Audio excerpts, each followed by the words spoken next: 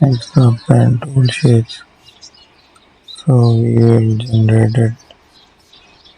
Also we will add an image over it to create the shapes here. So there is the image. I will apply that of this shape randomly generated there. Make it fixed here. So there is a clipping mask. We have done that.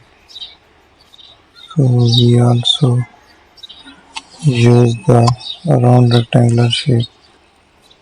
Make it in this way. Import the image from there. I will take it, spread it,